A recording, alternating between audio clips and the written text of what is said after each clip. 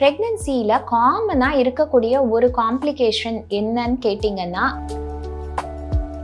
Causes of anaemia நிறைய இருந்தாலும் இன் pregnancy முக்காவாசி நம்ம பார்க்குறது எதனாலன்னு கேட்டிங்கன்னா, ஏன் நம்ம ரத்த சோகையை பற்றி பயப்படுறோம்? இன் பிரெக்னன்சி அம்மாவுக்கு ரத்த சோகை இருந்ததுன்னா பேபியோட வளர்ச்சி ப்ரெக்னன்சியில் காமனாக இருக்கக்கூடிய ஒரு காம்ப்ளிகேஷன் என்னன்னு கேட்டிங்கன்னா அனீமியா ஆர் ரத்த சோகை தாங்க.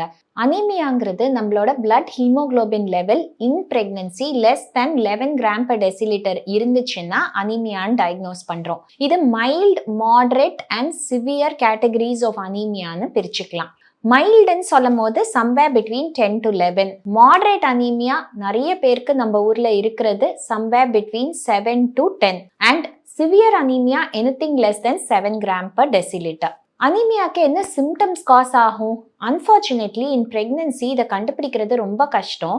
பிகாஸ் அனீமியாவில் இருக்க சிம்டம்ஸ் ஆல்சோ நார்மல் ப்ரெக்னன்சியில் இருக்கிற சிம்டம்ஸோட சேர்ந்து வரதுனால அதை நம்ம எதுனாலன்னு சொல்லிட்டு கண்டுபிடிக்கிறது ரொம்ப ரொம்ப கஷ்டம்.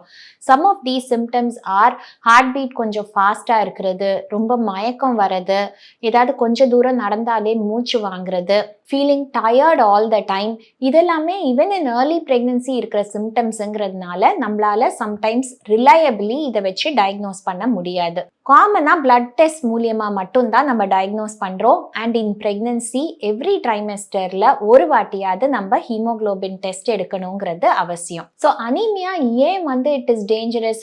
World wide prevalence of anaemia is only about 29%. In India more than 50% of our pregnant women are anaemic.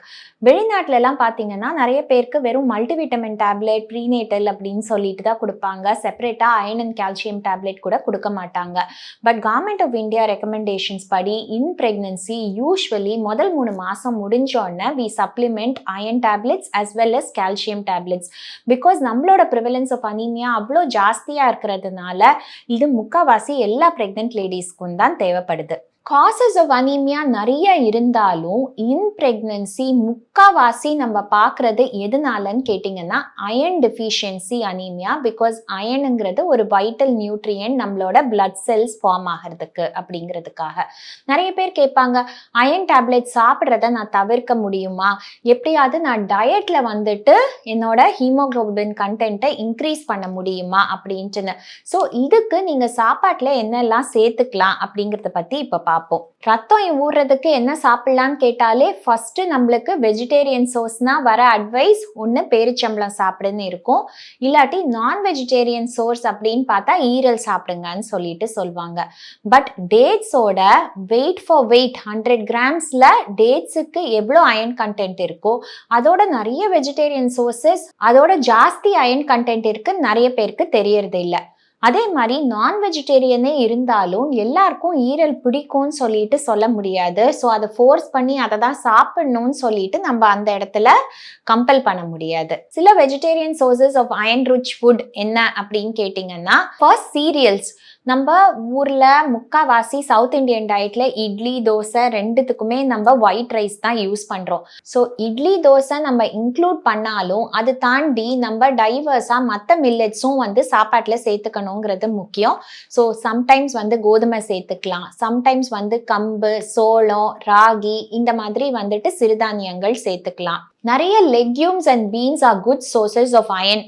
அதெல்லாம் என்ன அப்படின்னு கேட்டிங்கன்னா, உடைச்ச கடலை, உளுந்து, ராஜ்மா, மசூர் தால் ஒரு ரெட் தால், பச்சைப்பயிறு, முழு துவரம் பருப்பு, கொள்ளு இதெல்லாமே good sources of iron. Green leafy vegetables நம்ம ஊர்ல கிடைக்காத கீரை வகைகளே கிடையாது.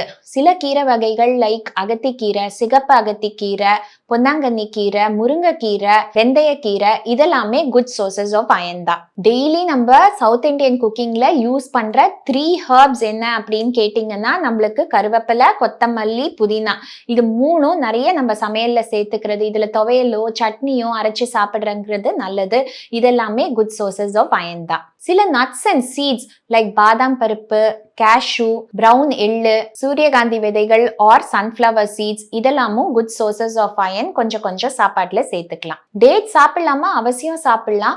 But dates also have high sugar கண்டென்ட்ங்கிறதுனால நம்ம நிறைய சாப்பிட முடியாது. ஒரு நாளைக்கு 3 சாப்பிட்டோம்னா மோர் தென் இனஃப் தான். நான் வெஜிடேரியன் சோர்சஸ்ல காமனா கேட்டீங்கன்னா ஒன்லி சுவரொட்டி ஆர் ஈரல் தான் வந்துட்டு good sources of iron. So சாப்பாட்டுல இவ்வளோ வகைகள் இருக்கு which are rich in iron. So அவசியம் இதுல கொஞ்சம் கொஞ்சம் நீங்க ஆன் அ டெய்லி பேசிஸ் இதெல்லாமே சேர்த்துக்கலாம்.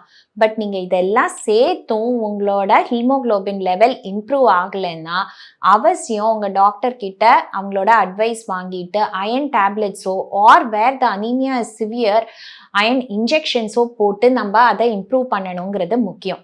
ஏன் நம்ம ரத்த சோகையை பத்தி பயப்படுறோம்? இன் பிரெக்னன்சி நம்மளுக்கு ரத்தம் ரொம்ப கம்மியா இருந்ததுன்னா அது ஹார்ட்ல ஏற்கனவே இருக்கிற இன்க்ரீஸ் பிளட் வால்யூம் ஒரு டிமாண்ட் தான். ஸோ நம்மளுக்கு இன்ஃபேக்ட் அகெயின் ஹார்ட்டுக்கு அது ஒரு ஸ்ட்ரெயின் தான் அப்படின்னு சொல்லிட்டு சொல்லுவேன். அம்மாக்கு ரத்த சோகை இருந்ததுன்னா பேபியோட வளர்ச்சி அண்ட் அது லோ பர்த் வெயிட்டா பிறக்கிறதுக்கான சான்சஸ் இன்க்ரீஸ் ஆகும்.